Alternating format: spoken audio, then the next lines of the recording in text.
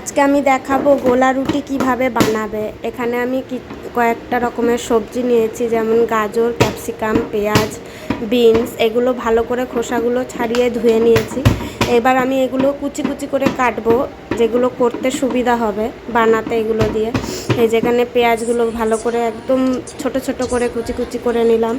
তারপরে ক্যাপসিকাম একদম কুচি কুচি করে নিলাম। এমনি করে সব সবজিগুলোও কুচি কুচি করে নেব, শুধু গাজরটা বাদ দিয়ে, কারণ সব সবজি সেদ্ধ হলেও গাজরটা এত শক্ত যে গাজরটা সেদ্ধ হয় না। ওই জন্য গাজরটাকে আমি এখানে গ্রেট করে দেবো। গ্রেট করে দিলে জিনিসটা যেহেতু ভাজবো, সবজিগুলো সেদ্ধ করব না, আগে ডিরেক্ট ভাজবো, ওই জন্যে গাজরটাকে গ্রেট করে নেবো ভালো করে। বাকি যা সবজি আছে সবই এমনি ছোট ছোট করে কুচি করে নিতে হবে। এগুলো আমি বটিতে যেহেতু কাটতে পারি না, ওই জন্য ছুরিতেই কেটে দেখালাম। ভালো করে একদম ছোট ছোট করে কুচি করে নিতে হবে।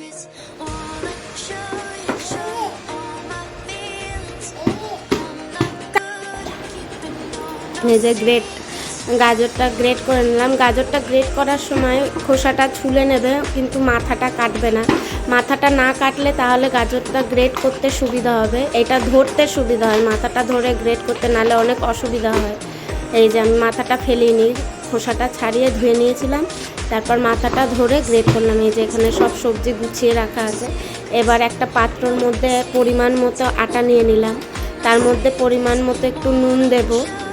নুন দিয়ে তারপরে যেই সবজিগুলো কেটে রেখেছিলাম একটা থালার মধ্যে, ওইগুলো এবার সবগুলো একসাথে দিয়ে দেবো আর আটাটার মধ্যে। তোমরা এটাতে আটা ময়দা মিশিয়ে করতে পারো, আমি শুধু আটা দিয়েই করেছি, ময়দা ছিল না তাই। তারপর সব সবজিগুলো দিয়ে তার মধ্যে 2টো ডিম দিয়ে দিলাম। তোমরা তোমাদের পরিমাণ মতো দেবে, যে যতটা করবে সেই পরিমাণ মতো। যদি অল্প করো তাহলে একটা ডিমে চলবে, যেহেতু আমি অনেকটা নিয়েছি তো সেই জন্য 2টো ডিম দিলাম। এটা হলো চিজ দেবে যখন, এই কিউব চিজটাই নেবে, স্লাইস চিজে হবে না।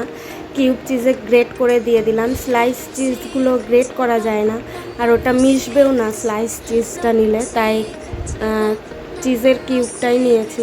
গ্রেট করে দিয়ে দিলাম যাতে ভালোভাবে মিশে যায়।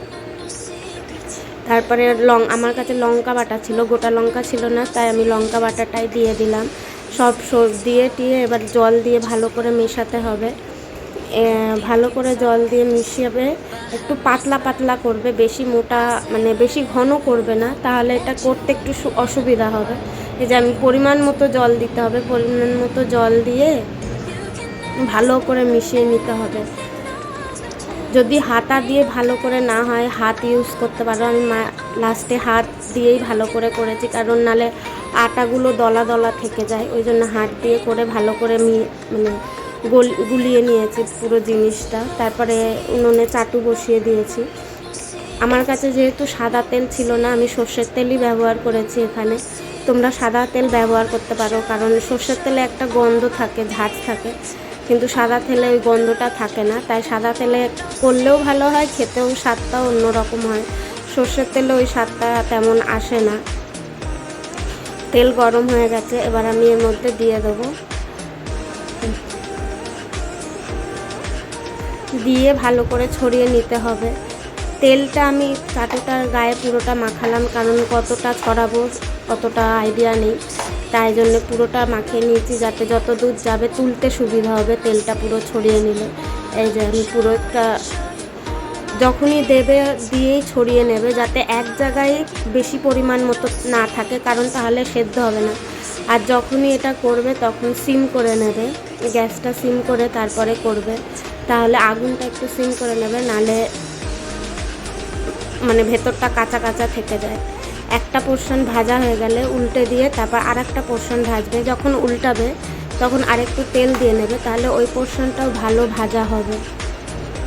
এই যে একটু তেল দিয়ে নিলাম, দিয়ে ঘুরিয়ে ঘুরিয়ে একটু তেলটা ভেতরে ঢুকিয়ে নেবে, তাহলে পুরো পোর্শনটা ভাজা হয়ে যাবে।